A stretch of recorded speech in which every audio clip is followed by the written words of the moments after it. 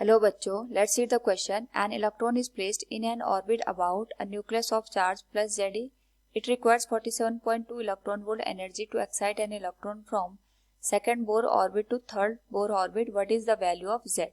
Now first of all, we will discuss here the key concept, and here the key concept is energy released in transition of an electron.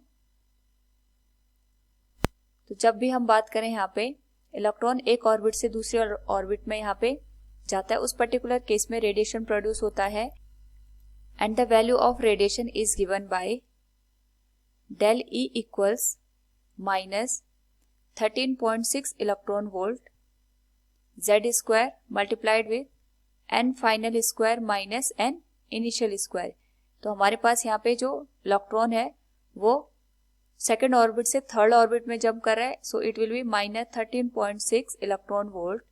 Z square की value हमें find out करनी है और जो final हमारे पास state है it is 3 square minus 2 का square.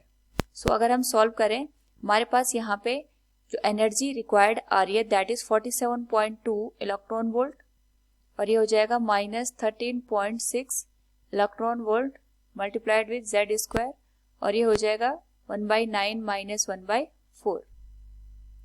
सो अगर हम इसको सॉल्व करें this value will become 47.2 electron volt equals to minus 13.6 electron volt Z square. It will be minus 5 divided by 36 और अगर हम यहाँ से जेड स्क्वायर की वैल्यू को कैलकुलेट करें we will get here 47.2 multiplied with 36 divided by 5 into 13.6 electron volt. Now यहाँ से जो Z की वैल्यू निकल के आएगी it will be √25 और हम यहाँ पे कह सकते हैं Z will be 5 for this particular case. तो value of Z will be 5. It will be final answer. Hope all you understood it. Thank you and best of luck.